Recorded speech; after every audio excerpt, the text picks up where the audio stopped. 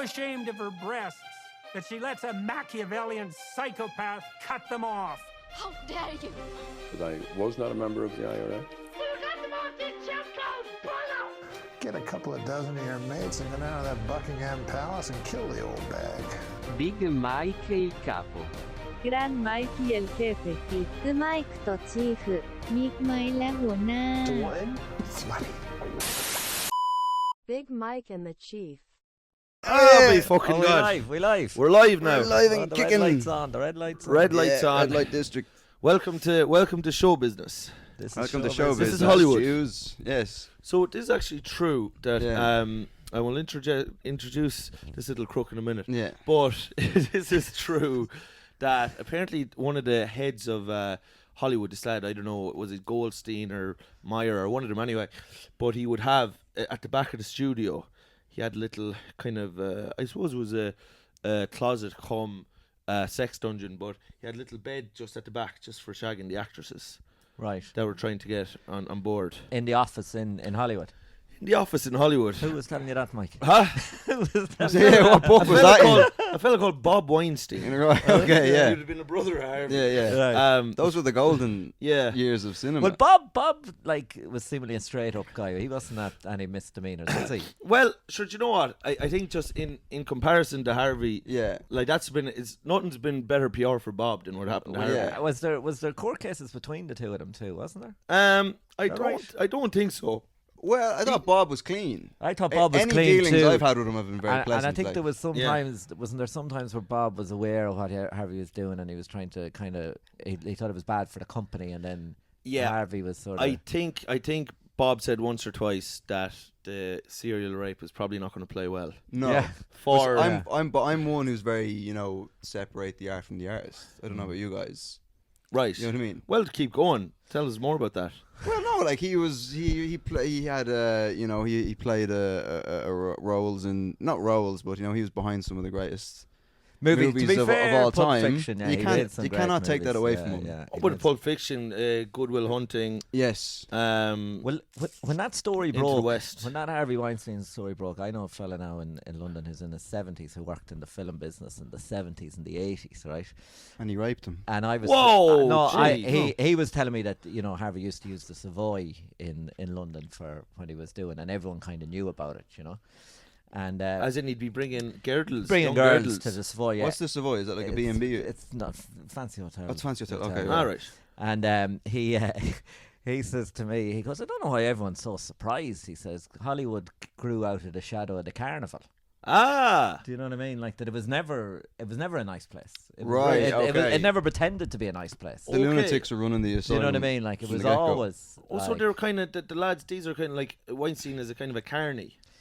Yeah, well, it's Hollywood is like a sort of like it was never like a morally so this reputable place. Weinstein, they're shooting midgets from cannons and there's elephants walking around. There's fellas doing backflips off them and everything like. Yeah, well, what you're saying is that Weinstein would have been similar to kind of like a 15-year-old fellow who'd be running the waltzers in Mullingar kind of thing. Exactly. Do you know what I mean? Hollywood is no different. Just on a bigger scale, Mike. A bigger scale. But more lights, less music, and a bit more chatting. Like. Some fucker coming up on MDMA that's running the Wild Mouse down in Kilkenny. Clara Lara. Yeah. He might say if you're staring it wrong, he'll jump on and give a little. Lad, that was. I tell you one thing. Those lads, I thought that those were men who could turn. A good time into a great time. Did you ever find too when they would jump in the bumping car, their car always seemed to go a bit faster than everyone else's car? Did you ever notice that? Yeah, they had like nitrous or something in their little car. Fast and the Furious. But I remember because you'd be asking them you'd be like, spin us more. Yeah. So spin us more, and then they'd come and they'd be like surfers riding the wave and waltzer, and then they'd come and sometimes they didn't like how you demanded it, so they'd really soften your cough and absolutely send you fucking arseways. Yeah, and then you'd be getting sick on your mother, and it should be a whole fucking circus in and of itself, And there was some point during my childhood where they changed the rules, and it must have been a law that you could only go around in one direction. Do you remember that? Oh yeah. But there was one time where it was a free for all. Like you could go any direction you wanted. Any which way you could go up, you could go down underground. You could go off the track if you wanted. You could come back up and you'd be in Australia a lot of the time. Have you ever fallen off a roller coaster? No. No. Have you? Not that I recall, no. Do you have the music trip as well? The music trip ever come to... The music trip, do you ever go on that one? The one, it was like a tape deck.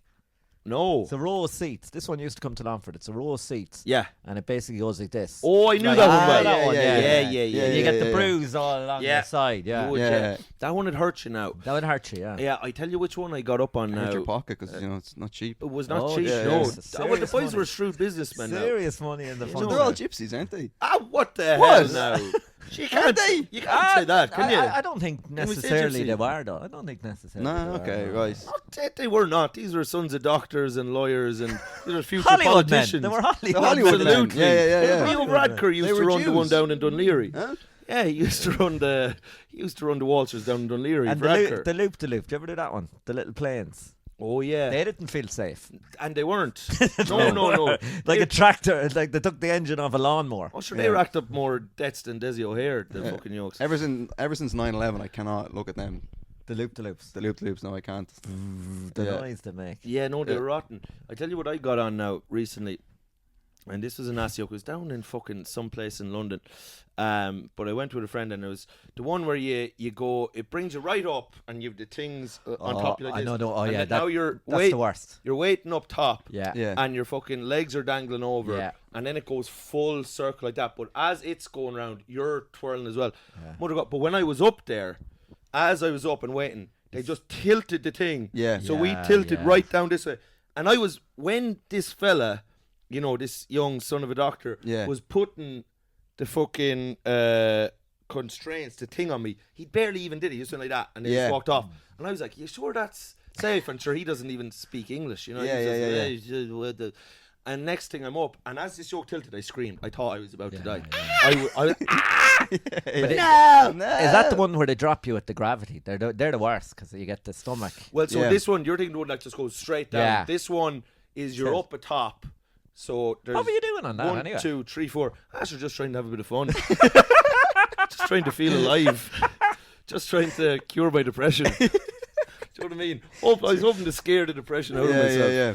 You tried to have one weekend without drinking and you're like, fuck, I need to do something. Try a natural high. You need to I need to rattle the fucking cage in some way. Do you know You're what I mean? training at altitude for his tour. Yeah. Would you like that now? Would you like, a bit of fucking, dancing with the devil, fighting a bear, or kind of kicking a drug dealer in the nuts? Do you know what I mean? Not really, no. No. Like, wouldn't be my cup of tea now. No, you're too cute for that. Too cute, yeah. You're having a baby. Having a baby, geez. Yeah. Speaking of cute, yeah. That's everything's wild different now, you know. Yeah. Were you looking for that baby now, or did the baby find you? Think I was ready to have it. I thought I'd have a bit more time. Like I'd say you weren't wearing a helmet that day. No. We had a bit of discussion about it, and we talked about it a few times, and we decided we were going to have a baby. And then I remember looking into it and thinking, I read a thing that I read a thing that basically said it would take 2 years on average of trying. Oh my God! Once you start trying, like it's a minefield out there, Mike. Whoa! But it happened a lot quicker than I was expecting. I was a lot more fertile than I realised. But I could have taken one look at you and I'd say, if a woman licked you hard enough, she'd get pregnant. I think you can make me pregnant. Do you know what I mean? I think we should try. But it happened quicker, and I was hoping. I thought I'd have a bit more time. Now it's catching up to me very quickly, but I'm looking forward to it now. Yeah. So now that's now in how many weeks now is herself going to pop? 3 weeks. And it'll be a Mexican baba. Mexican, half Irish, half Mexican. Jesus, that's a good combination. That's a beautiful little that's a nice mix. Cocktail of Catholicism. Yeah. I'll tell you a good difference now, a bit of a cultural difference, right? You'll enjoy this now, being Irish. Yeah. But Erica's mother, the Mexican grandmother, wants to go to a St. Patrick's Day parade, and she wants to learn a bit about Irish culture, experience a bit of Irish culture, the whole lot, so she'll have understanding of the heritage of her grandchild, right? Yes. Jeez, you wouldn't get my mother to eat a taco. Yeah. Not a bit of interest. Yeah. My mother's racist, like. She wouldn't. Yeah. You could look at my mother to let them into the house, let alone eating a taco. I met his mother once. She thought I was too tan to let in the house. She wants you to be that colour or nothing. It's this. You're bringing this fella home for her. Yeah. So you're half Mexican, half Irish. Yeah. I was just about to say, if you wanted to give your mother-in-law a real Irish, you bring her to like a mother and baby home. You know, Magdalene Laundry. Magdalene Laundries. You know, where else? The Stardust, you know, that disco that burnt down, killed all the teenagers. That'd be good to I go. mean, that's sure that, yeah. They're still investigating that. Yeah, yeah, it's been going on for about 30 years. And they're like, we didn't start the fire. Like, who started the fire? Who started the fire? Well, sure, all we know is it wasn't fucking Billy Joel. Joel. He's the only one we can rule out for sure. Because he made a song about it. In the police station, they have a court board and a photo of Billy Joel, and there's the red cross going across them. And you can rule out the 1990s Irish football team squad. They didn't start it either. They didn't start it either. They were busy. I remember my mom telling me that she remembers, because my mom grew up near there, and she was like, "Oh Jesus, you could hear the sirens and the screaming and the shouting and everything." And I was like, "Mom, this is a bit of an inappropriate story to be telling me when I'm going to bed, you know." Yeah. You're going to bed and she's telling you about the deaths of many teenagers. Quite a lot died, didn't it? It's like 40, not enough, says you, but about 40, I think, teenagers died. Yeah. But they were saying that the guy who ran it was a bit of a cowboy.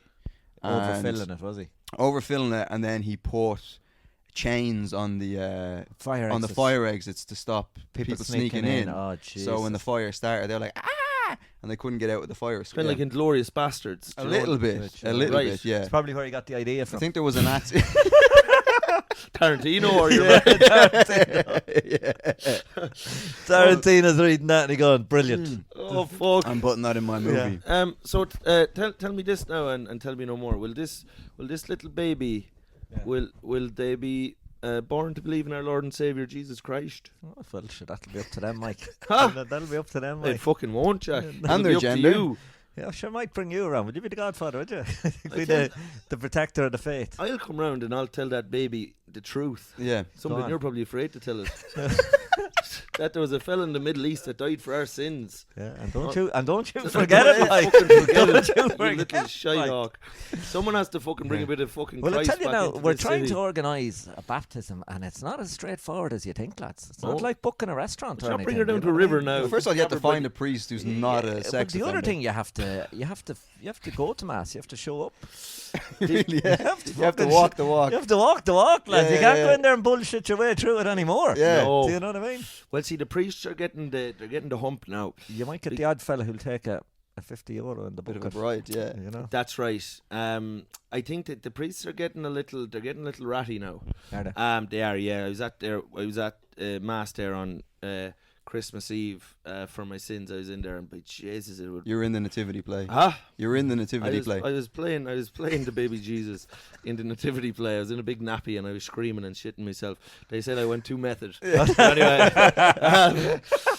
they had to clear out half the church or old Mikey shite himself. No, but so I was at the mass, and at the end of the mass, anyway, the priest says, he says, I see all of you here this evening on Christmas Eve, and the truth is that I don't see most of you here for the other days of the year. You wouldn't be wrong there now, man. And he said, we're only averaging 30 people now a week here in Johnswell Mass, and if this keeps up, we will have no other option but to close the church, and it will be nobody's fault, only your own. And everyone was like, yeah, grand, so yeah, it's all right. Like, we'll make it into a music venue. Cry me a fucking river. Yeah. Do you know what I mean? mean? That's only their. That's no one's fault but their own. We could have said, hey, listen now. If ye hadn't have been, it's not. You can't be blaming all of us for this now. Yeah, take some responsibility.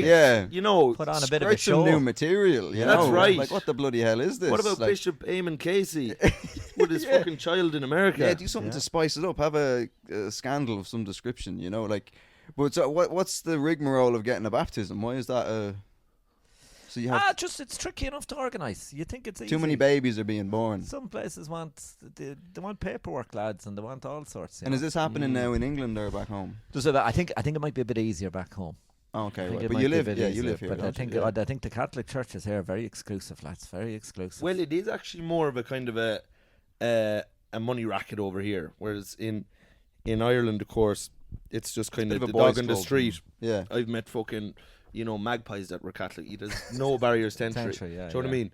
Whereas here, it's kind of like, give me a few pound and I'll let your child be molested or whatever. Do you know what I mean? There you go. So if you're raising the kid half Mexican, half Irish, yeah. If it's a girl, you're gonna have like the quinceañera.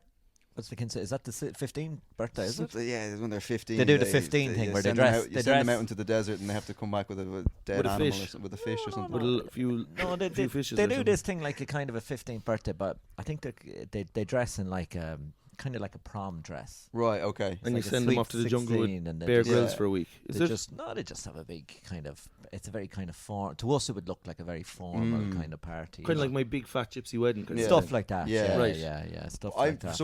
I just think it's so funny the idea of like you having maybe like a son, and then he just grows up to be like a cholo. You know, he's like, "Hey, papi," you know what I mean? Like just in fucking Ireland. Yeah, homie. Or a member of the Sinaloan cartel. Yeah. Is that on the cards? Do you have any connections to get in there? There's fella from Kerry there now. You saw the fella from Kerry, did you? No. Oh, did you not see that, lads? What? No. Oh, there's a fella from Kerry who's half Irish, half Mexican, and they reckon he's linked with them. They found 23 million worth of coke in Kerry. Or Cork or somewhere. Well, fuck, that'd be a clue, wouldn't it? Jeez, lads, you're not reading the Irish Times, are you? No. He reads the Beano, I read the Dandy. He reads the Daily Moon. Oh, yeah. You might look it up there now. They reckon there's big ties between Ireland and Sinaloa now. Well, now tell me more about this. Now, was he a fella born and bred in Kerry, or? I think he was. Yeah, I think he was half Mexican and half Irish, but I think he grew up in Kerry. Oh fuck! He was a local boy. Yeah. Right. And he went over there and he said, I don't know how he got involved. He went but on they reckon he was he was the link between. Let me tell you now, El Chapo. I tell you this much, I tell you no more. We'll make an absolute killing down in Kerry. You supply me with They'll the go cocaine. mad for the stuff down in Kerry. They'll be mad for the stuff down in Kerry. They'll have nothing else to do. We'll bring it down into Tralee. Everyone will be high as a kite. Now, I'll give it me there now, El Chapo. We'll make a deal. Well, I'll throw in three fat cows with there as well. I know you'll be happy as a pig in shite, won't you? I love the idea of this lad. Infiltrating the cartel. Burning the ear off El Chapo. Just with some nonsense like, sure, I was only down there in the pub the other day, and they're talking about the OGA, and I was like, oh, sure. This was El Chapo Felix, where just a line of the most notorious killers, and he's like, right, from the top, ring a rosy, as the night declines, you know. Eyes closed. Yeah, eyes closed. And the boys are, I mean, he's a fun guy. Yeah. I trust him. him. There's something about him. He seems trustworthy. Absolutely. Just Paddy O'Shea there. But Paddy's dead, isn't he? Fuck him. Who's Paddy O'Shea? He's the guy who hosts the Rose of Tralee, isn't he? No. That's Dahi O'Shea. Paddy O'Shea was the Kerry football manager and football player. Yeah, he was a great football. I have Kerry ties. Huh? Yeah. Well, he eats a lot of Kerry gold. No, yeah, but you're Cork, no? Longford. Oh, why did I think you were from fucking? No. Jesus, you've got that wicked wrong. Oh yeah. Well, no, yeah. Who he'd be now is a son of a West of Ireland TD. This lad now he'd have more blood in his hands than a fucking butcher. Just my family were butchers. Is that? Yeah. Jeez, that doesn't Butcher. surprise me. I had a granddad who was a butcher. Yeah. But so is that true? You have political ties. This lad is fucking. This lad used to fucking well connected. Go for Sunday dinner over in fucking Charlie High's mansion. Really, no, I was never in. You were. You were before my time. Pull the other one. My time. No. I actually listen. Yes. I got you a gift. Go away. Oh, go away. This is nice now. This is nice. This is nice now. He got me a gift. Oh. See, I've been singing a lot about Charlie High recently. Former Irish Prime Minister, you'd call him, anyone that lives in the land of sin. Oh, rights of Look at this now. For fuck's sake. Is it a bit of salmon? For fuck's sake, Jack Hester now. I got you the high. Jesus, unreal. And I didn't want Rob to feel left out, so you got me Mein Kampf. Oh, Nigel Farage. Thank you very much, Jack. One party after another. Oh, fuck. Jesus, this could be about my youth. I read that one. I read the hottie one when I had COVID. Right. So they got me through the week now, I'll be honest with you. What you may not know at home, but Charles J. Haughey, because the people now who listen to this podcast, they live in episodes of the TV show Columbo. So a lot of them don't know about anything. This is all they know. This is the only media they consume. So we have to actually teach them about the goings on in the world. So Charles J. Haughey was the Taoiseach in Ireland, leader of the country, one of the most flagrantly corrupt men there ever was. He didn't even try to hide it, did he? Well, he did try to hide it. Did he? Well, he was flying around on yachts and helicopters with fucking and on shirts. And on the backs of immigrants. With the £40,000 shirts. That's right, from Chevette in Paris. He couldn't have been more. He had his own fucking island and made a documentary about it. He had his own island. Yes. His own island, yeah. Ireland's Eye. Huh? Where was the island? Off Kerry. Ireland was the island. Own fucking island. Ireland, the cunt. I was thinking one time, honest God, he was so divisive. I was thinking one time of doing this. I was going to get like, you know, like in 2008 when everything was shutting down and there was empty units everywhere. I was thinking you could just rent a window in Dublin and you could put up a big sign and say, put Hawley's picture and go, hero or villain, text this number, and have one of those numbers where it's like £2.50 to send a text back. Yeah. You'd make a fucking fortune because everyone would feel the need to throw their vote in, you know? Yeah. My father now, in hindsight, my father's a Fine Gael man, right? So, it's all coming out now. No, it's all coming out now. No, sure. Listen, we're farmers. We're landed men. We despise. The landed gentry. The landed gentry. That's right, yeah. We despise the working class, and we make no bones about it. We'd have them all fucking gathered in a church, petrol thrown in on top of them, and make fucking soup of the cunts. Now, my father, so he's a Fine Gael man. With Garth, back in the 80s, Garth Fitzgerald was his man. It was his man and all that. And so back then he would have kind of said that, you know, he was only a scumbag and a rogue and a thief and everything else. And sure, he was he was shagging the world and its mother. One time he came in, he was on telly, he had black eyes and all this shit. Fell off a horse. He said he fell off a horse. Oh, really, yeah? But sure, apparently a fella... a neighbour, I think, found him in bed with the wife and bet the living snot out of him. Jesus. Yeah. He's no oil painting now. Huh? He's no oil painting now. But I tell you, there's no bigger aphrodisiac than power. Would you stop the lights? Yes. Fuck's sake. That's a thick book. It is a thick book. How many lives did this I think man the live? writing's very big, though. It's a colouring book. You just have to colour in pictures of Charles High. I think the letters are big. But my father now, in hindsight, looking back, he thinks, you know what? He had it right. Oh. He said, at least people knew their place then. Right. That's what he said. Good man. Because you know, was the hierarchy. Hierarchy. There's a hierarchy in the things.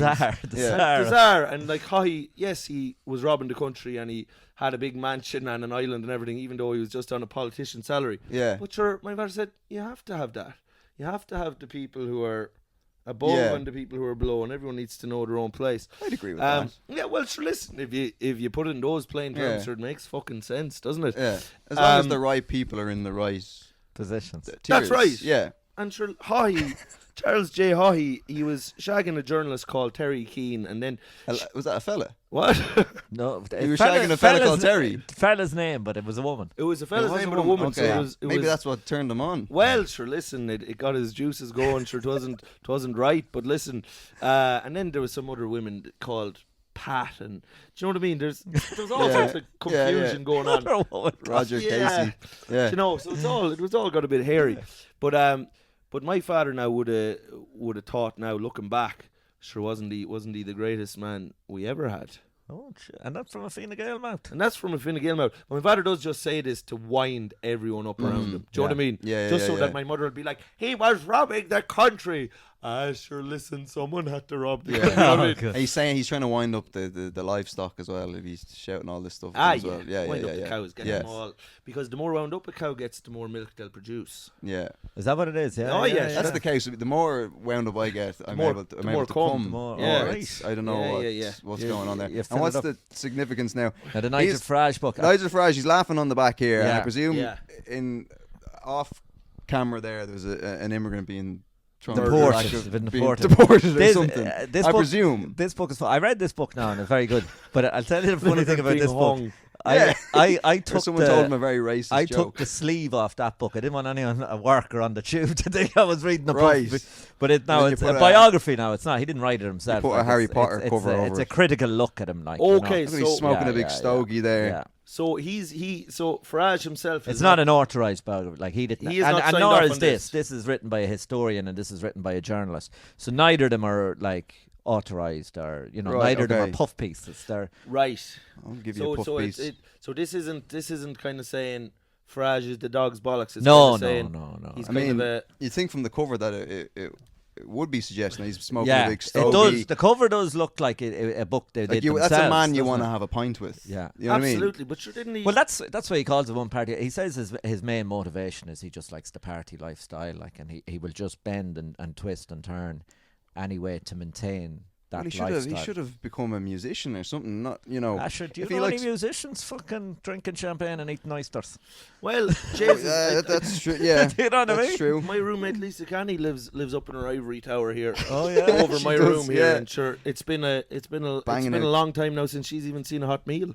You know what I mean? Yeah, she's living on the clippings of tin up there. No, but with her Australian lover. Yeah. Yeah.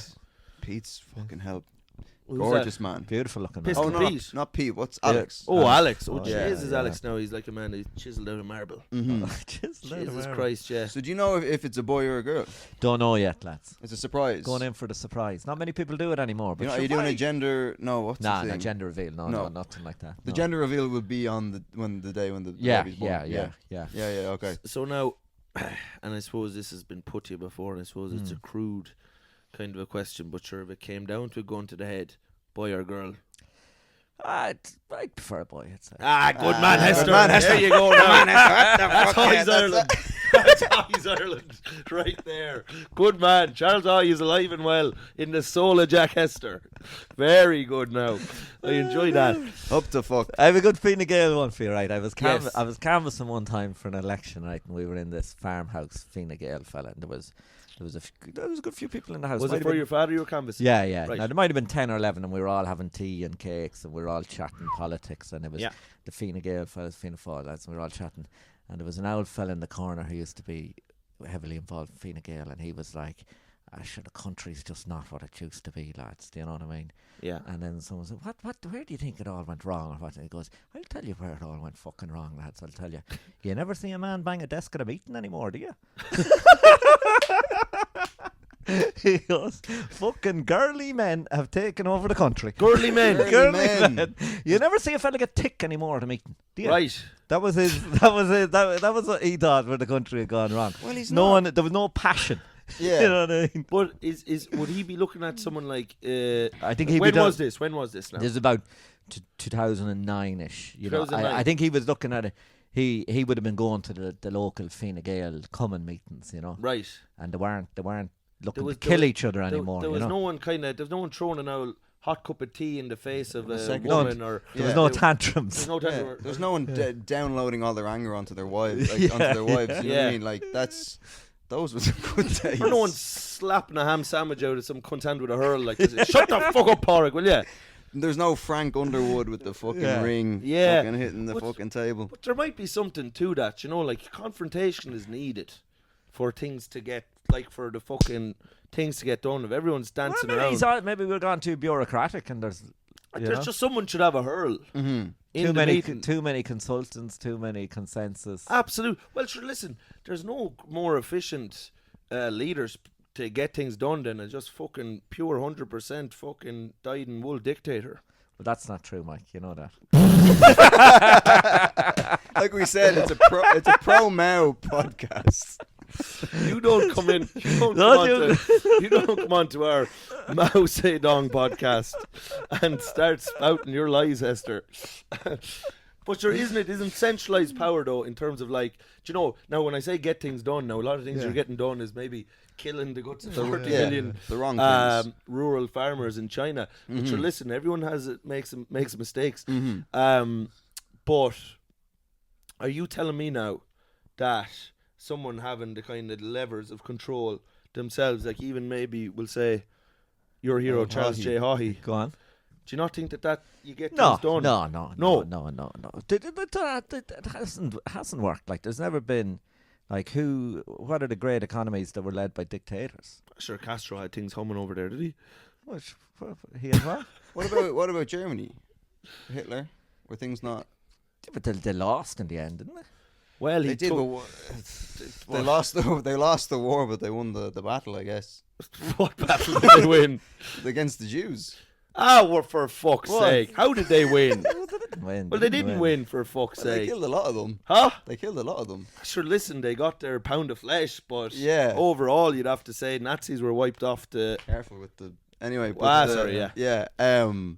So no, Germany, they weren't economically powerful back in the... Well, so you could say that Hitler and Mussolini and, Mao and Stalin, you could make an argument they all had their moments where they were kind of, they had things fucking humming and flying, but it all kind of seemed, they took wrong turns in the end kind of thing. But Bertie Ahern as well, all of them. Yeah, North Korea, they're flying it. Are they? Yeah, they didn't have COVID. COVID didn't go into the country. Well, it wasn't official. They've got nukes. They've got... I'm sure I was there myself. It was... Did you ever see that documentary about volcanoes in North Korea? I haven't, no. Do you know that guy, the German guy, what's his name? Werner Herzog. Yeah. So he's a great man. He's done a documentary about how people who live beside volcanoes are a little bit different than people who don't live beside volcanoes. All right. And he goes to different parts of the world. But half the documentary is in North Korea when Kim Jong-un or whatever the original guy was. Oh, Kim Jong-il, maybe. One of the things when he was trying to create the myth to North Korea that why they were different and why they were special compared to South Koreans was that they came from the volcano. There's a big volcano in North Korea. Yes. And the boys... Mount Pektu. Is that what it's called? Mount Pektu. And you see it in the documentary. The boys do march up to the volcano and they do sing into the volcano. And I'm telling you, lads, looks like a right bit of crack. Really? Honest to God, like it looks. You watch them and you're like, you can just tell by looking at the heads of them, they're fucking buzzing. Now, what would they be singing, like Nickelback? No. They'd be kind of like a national anthem kind of song. All like. right. But they'd be nearly crying now. It'd be like, think, fucking. Imagine if you were at a fucking All Ireland for a small county and they were fucking, and you were half pissed and you were singing the national anthem before kick-off in Croke Park. It'd be that kind of vibe, like. Well, when we were young, now we have a bog on our farm, and there's sometimes when we'd have a family occasion, we'd all go down and we'd sing "Come Out Ye Black and Tans" into the bog.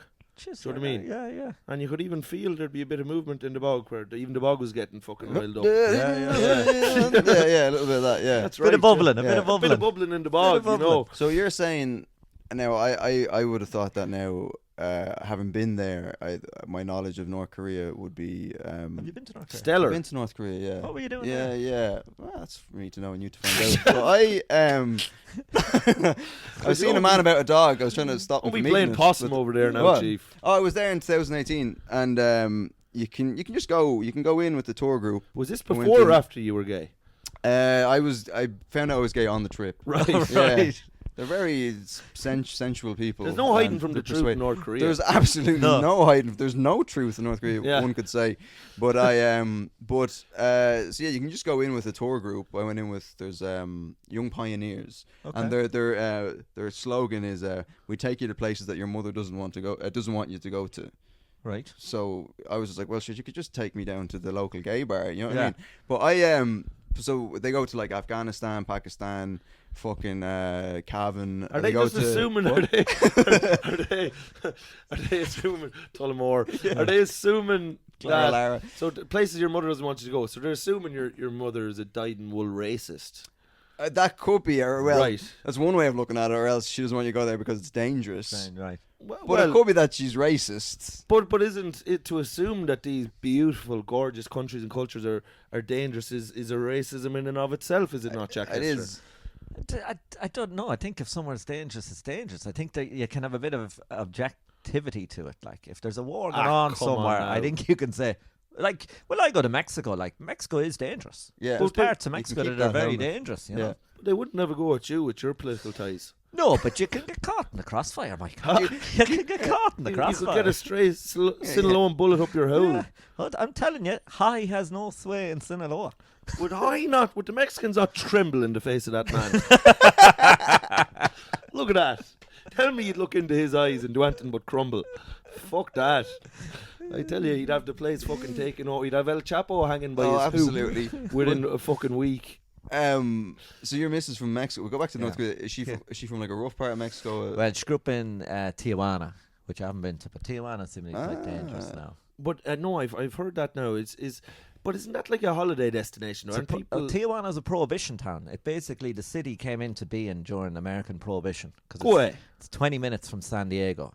So everyone, it just became a place where Americans went to buy alcohol, and then it just evolved into like I suppose a lawless party town for Californians. So Prohibition, but like 3 million people there now, like. Huh? 3 million people there now. In Tijuana, but its origins come from American Prohibition. And there was nothing there then. Like. And you're telling me it's boozy, like they're all as full as a gypsy's tit down there, are they? And I think you got to remember too, the drinking age is 18. In America, it's 21. You know. Yeah. So they go down there to party, like. But I think all the there's frat lots boys of strip clubs and right. I hope that's not where you met her. No. But so all right. So she kind of left. She escaped that world, life. She did. Yeah. Jeez, I'd say the family are fucking there, licking their lips now. You're some catch. Do you know what I mean? To take a fucking prime piece of fucking Longford beef. Yeah. Longford political lineage beef. Oh, Jesus, that's not bad going now. Oh, no. And didn't you say, did I hear this right now? Because I think Peter Flanagan's often spreading lies about you. Oh, God, yeah. And he's Ireland's a merchant finest of journalist. truth. Is he he's Fine Gael too, is he? Sure, Flanagan now would turn whichever way the wind was blowing. That lad, whoever had the biggest envelope. That lad has a crick in his neck from fucking changing direction so many times. If you stand for nothing, that's the Kildare way. That's the Kildare way. He's a fucking gun for hire, and well, he knows it. Now, but Flanagan was saying, and I think you might have told me as well, wasn't there a part of the wooing of this young woman in the courtship whereby you let her know that you have the phone number? I was joking. Micheál Martin. Yeah, no, I was joking. I don't have his phone number, but I do know him. Like, I've met him a good You do few know times. Micheál? Yeah. And now, how would you characterise Micheál on a scale of 1 to crooked politician?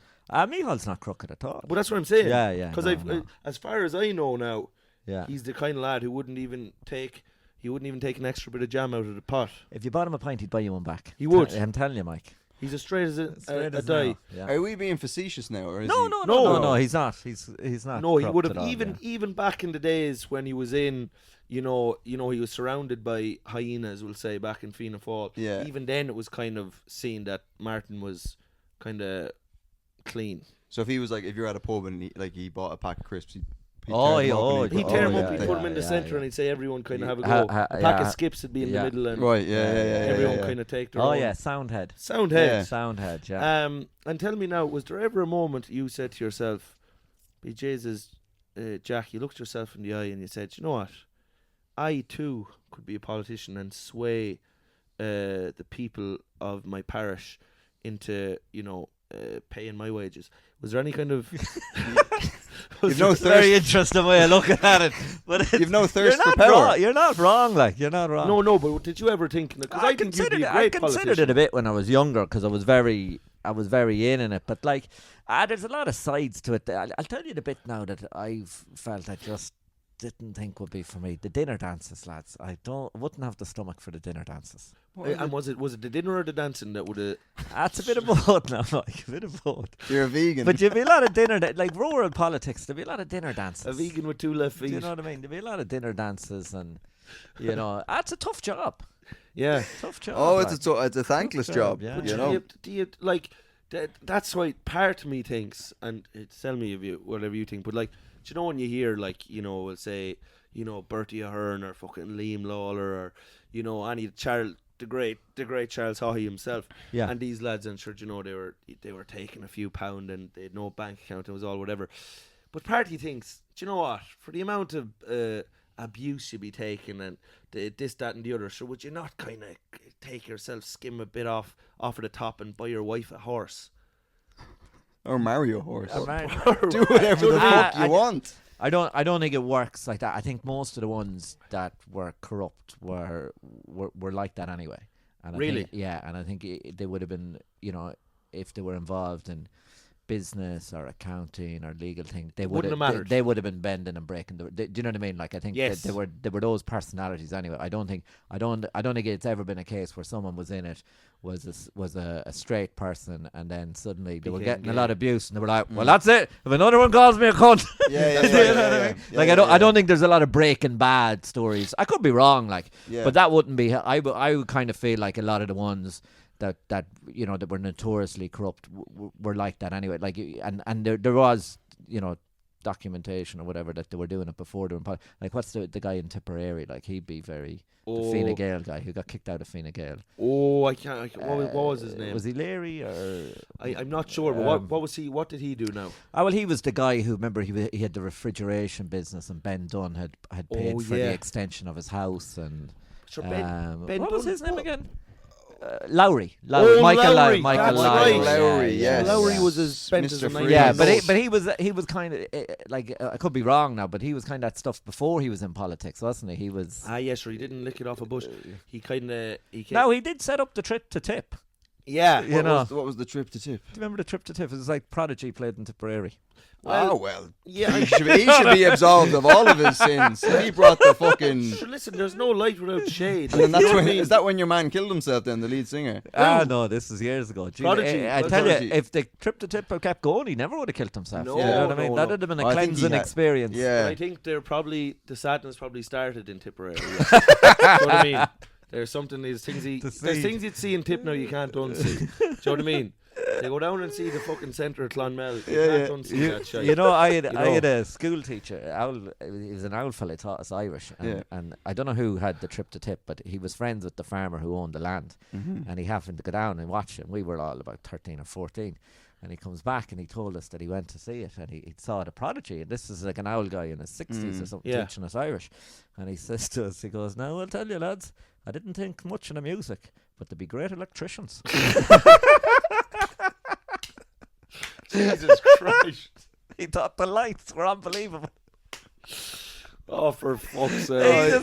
He's trying to find out who did the lights for the fucking gig. What I love is that he thinks the band are responsible for the lights. Yeah.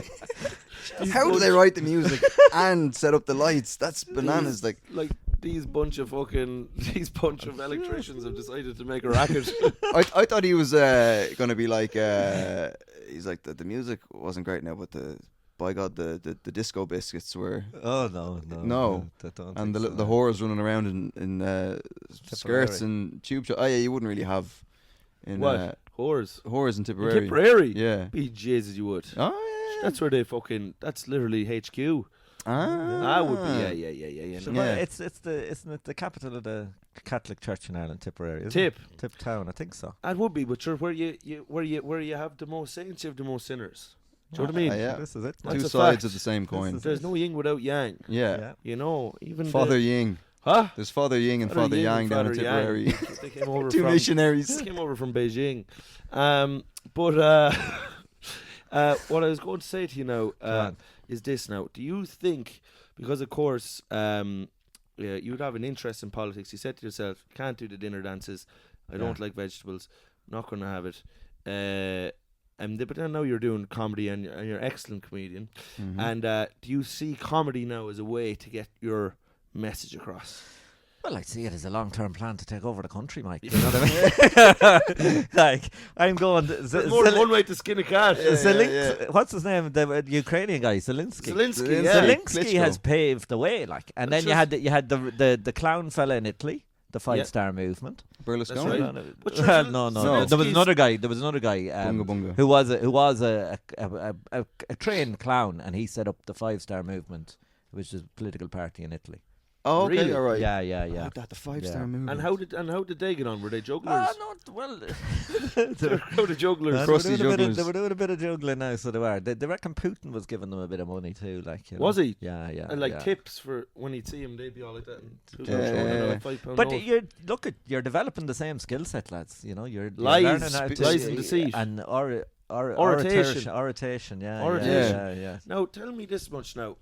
Because and Zelensky, sure, he hosted in Cafe Mode for the guts of 5 years. He did, he? yeah. Go away. I think he won Best Newcomer at the Fringe 1 year, and he. Yeah. So you want to get a blue plaque up there, lad? No, I think he did the Roisin Dove. Yeah. Absolutely.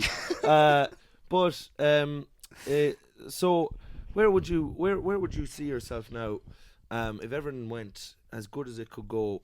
You have a son. Yeah. The first thing. You have a son. Let's start with the basics and build from there.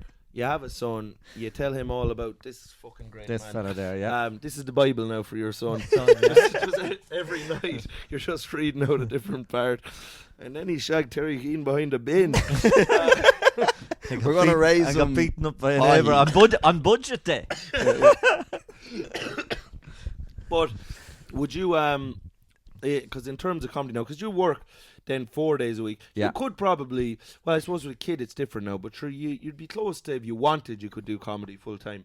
But I suppose you also, you probably want to be able to drive a car and stuff as well. No, I don't have a car. Do you not? No, What's a Jeep?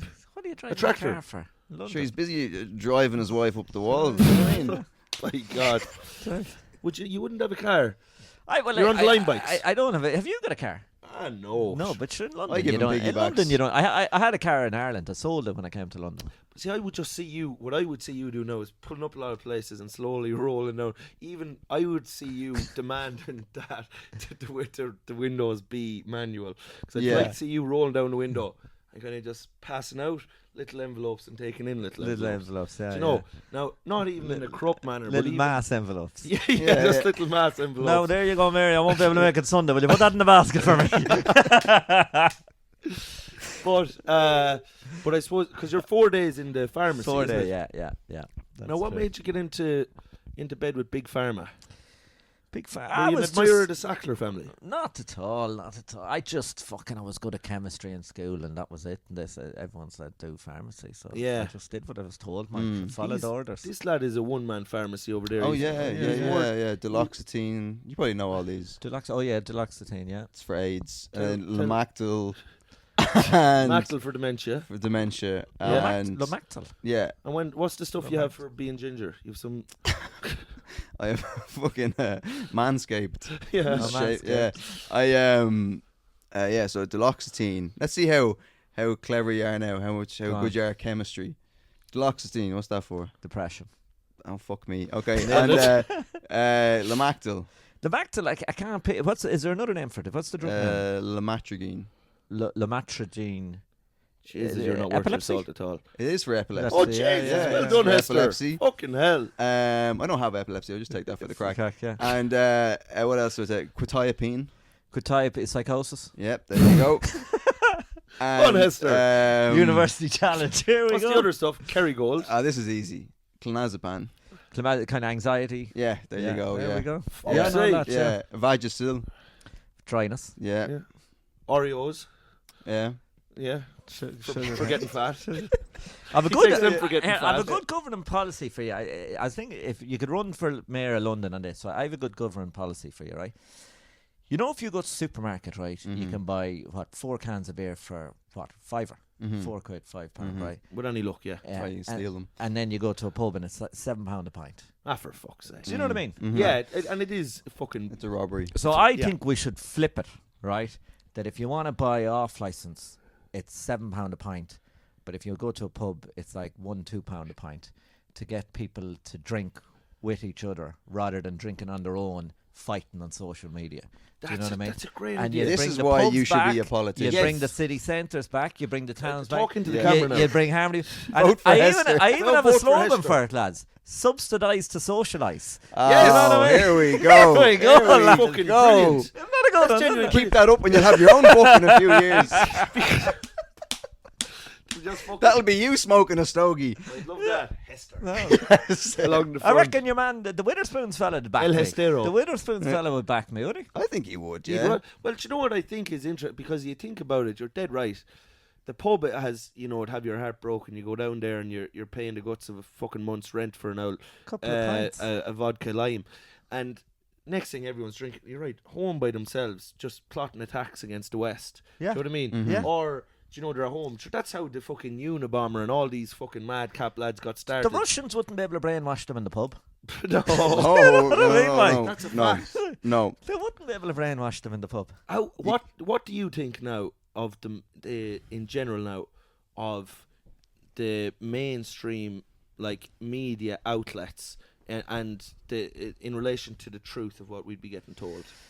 Well, there's papers of record and stuff, like, do you know what I mean? I think what they put in, if you look at a paper of record, say, so like the Irish Times is considered a paper of record in Ireland. So sorry, what's a paper of record? Paper of record is the one that it'll be used historically. Right, okay. Do you know what I mean? Yes. Like, in Britain would I suppose it'd be the Guardian and the Times. And Flanagan writes for the Times. He does, yeah. Sign of the Times. Yeah. Now they won't be keeping his articles on record. Well, his are opinion pieces now. His are But opinion his pieces. piece, But is that a dig at Flanagan now? No. His are opinion pieces. He's So not they're writing puff news. pieces. Well, They're fluff. Well, no. It's gossip and trickery. It's gossip and trickery. It's lies. But what I from this is a shout out. This is so a what I challenge would out say to is, so Flanagan. like if you say you got the historian who's written this book like after the fella's dead and the whole lot. So what I find with the records of newspapers of records is what they say is the truth, but you don't get told everything. Right. So like even if you read this book, there'll be a lot of things that happened during the referendum that will make sense because of what went on behind the scenes that we didn't know about. So you won't know everything that's going on. I'll give you an example of the Nigel Farage one, right? You've read the Farage book. I read the Farage book, right? So there was a fella, I don't know if you remember this, there was a guy who was in the Tory party, Douglas Carswell, I think his name was, right? Sounds like a bollocks. And he was in favour of Brexit, right? But he wasn't anti-immigration and he wasn't xenophobic. He just believed he was against the institutions. He was against the institutions of the EU and the corruption of the EU, whatever. So he resigned from the Tory party and then ran for UKIP and got elected in a by-election as an MP. So now he was like the most senior politician in UKIP, and he purposely joined UKIP to try and move it away from its toxic anti-immigration shit. Right. Now Douglas Carswell's tried to put a muzzle on Farage. So Douglas Carswell's dad was a doctor who was very helpful. No, he was a doctor who did a lot of work and a lot of research and a lot of work on HIV and helping curing HIV. And so he was sound. Yeah, really sound, right? He's a good lad. So, I owe him a point. after he got elected, after Carswell got elected, right, Farage is trying to knock him off his pedestal a little bit. And there was an interview, a TV interview where Nigel Farage was saying about we have to stop people coming over here, people with criminal records, blah, blah, blah. Oh, and then they said to him, is there any other group of people that you think we shouldn't be letting into the country? And Farage says, I don't think people with HIV should be allowed let into the country. For and that was a dig at your man, yeah. But when you see, so that wasn't in the papers at the time. Magic Johnson can't come in and so that wasn't who am I supposed to shag if they're not? When that was reported in the news, you didn't know that background story. Do you know what I mean? Yes. But when you read the books afterwards, you get the you'll see why Farage was having a go at and did he mean that? Was he joking? Oh no, that was a personal dig at that your was man. A personal dig. Carswell. He was worried that your man was going to take control of the party. He was trying to reassert his dominance of the party. Right. Show them the book of Farage now. Show them this bollocks. There you go. And now we know what he's laughing at. I just want there. to show you the difference. He's laughing at some young gay man getting his HIV diagnosis. That's right. That's what he's laughing at there. Show Farage versus Haughey. It'll just show the triviality and shallowness of Farage compared to pure landed Irish power of Haughey. Look at Haughey there now. They're being mesmerised. They're going to go vote Haughey in the next election. He's been dead for years. Let's have a look at this too. Look, so there in the back now, David McCullough said, an indispensable read for anyone with an interest in modern Irish history. Have you set up the podcast, lads, where someone clicks off and buys something that's recommended on the podcast? We could get fucking money we could get Gary Murphy involved, and we could get Haughey posthumously re-elected. Yeah, I wouldn't mind. We have links to here now. But didn't Bobby Sands fucking become an elected MP when he was he dead or was it when he was in jail? He was in jail, yeah. I was in jail. Now I have another good one for you. I thought Trump might end up using this slogan yet, right? There was an election in Longford in the 1920s, and a relative of my dad was involved in the election, right? But he lost to a Sinn Féin IRA guy, right? The Sinn Féin IRA guy was in prison in England, right? And he ran for election, and his election slogan was, vote him in to get him out. How? That'll be a good one now for Trump. If Trump goes to jail, that'll be his one. He's not going to jail. No, he won't. No, not if I ever saying it. No, fuck that. No. Well, but I think now, and I might be right. My mind now be just brain is scrambled with American politics. I just don't know what way is up anymore. Because on one hand, you have Trump, who's obviously just a shit stirring all round fucking legend. A shit-stirring hero, but a shit-stirring kind of narcissistic, charismatic maniac. But then I suppose maybe did his policies do well when he was in power? Right. I don't know. What this is what I'm saying. And then We're obviously asking you. and then you have Biden, who's next to fucking Skeletor. Yeah. Do you know what I mean? He's just the Walking Dead, and sure, it'd be hard. It's hard to know what way to make it. And then Trump's. In the last few years, I feel like Trump's been, charged with upwards of 10,000 crimes. Yeah. And not one of them sticks. No. He doesn't get in trouble for anything. No. What's going on? He is bulletproof. Well, he has been. Now, whether he won't pay it or not, but there has been rulings against him that he has to pay people money. And does he pay him? He got caught on the overground without a ticket. He got caught with slander. Was it slander or stuff like that? Like, Ned Slander. He has to pay people money because he said things about people publicly that wasn't true. And right. Right. The one Stormy Daniels. Well, yeah, he that was a crime, wasn't it? Paying her off. He paid her off to keep stum. Yeah. And then, but he's more charges about the fucking insurrection on January 6th. And I've never seen a man be charged more times and not see one day of jail time. It's unbelievable. Yeah. Charles J. Hott. Charles J. Hott. There you go. Now. Do you know? I tell you what. If you roll back the timeline 20 years, you'll see Trump reading this book. This is the playbook. This is the playbook of political power. But surely you have to vote. Like, if you have to pick Trump or Biden, it's Trump. Huh? You have to go with Trump, surely. Would you though? No. What would you say now? Take off the I wouldn't. Hester's taking off the helmet for this one. The helmet's coming off. Well, fuck. The gloves are off. I think the big thing with Trump is I do think he'll appease Putin. I think that's your danger. In what sense? I think he's going to pull out. He'll stop sending money to Ukraine. Stop sending money to Ukraine. Well, is that a good thing? Is that a bad thing? Would you ever fuck up over there? What do you mean? Is it a fucking good thing? I'm just being the what's the devil's? No, I've got one. I've got one for you now. Closer to homelands. What? I've got one for you. I've got a conspiracy theory for you now, right? Oh, here we go now. Right. Now, you know the way the far right now have got a bit of traction in Ireland, and and they hadn't before. The last 2 years, they seem to have come out of nowhere.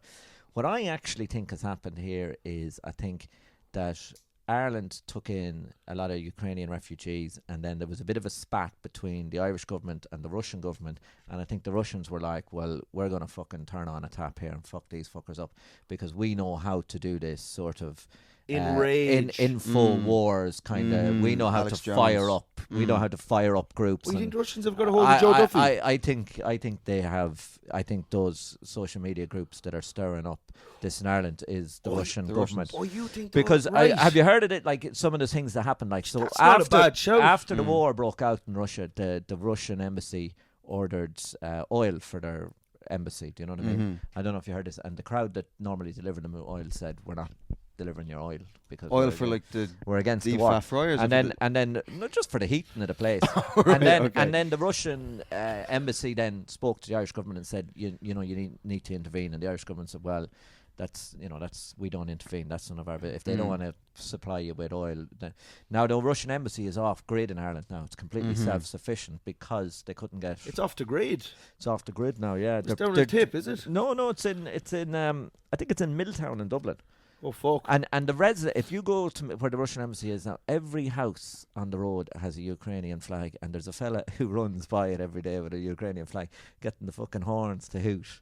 Really? Yeah, and I think it wound the Russians up, and they were just like, well, we're going to teach these little fuckers a lesson. Do you know what I mean? And I think they've stirred up. Jesus, do you know what? I wouldn't think because tell me, lads. I mean, I'd agree. Yeah. Because there's a lot of people, particularly because you say it came out of the right wing came out of nowhere, but really it came out of North Dublin. Yeah. But there's a lot of lads there that are susceptible to being wound up. Yeah. And they'd have the expertise to do that. Yeah. Like it wouldn't be, wounding up, like brainwashing a couple of North Dublin fellas would be fucking easy as fuck for Putin and the boys. Give me one night in Talon, I'd have them all fucking.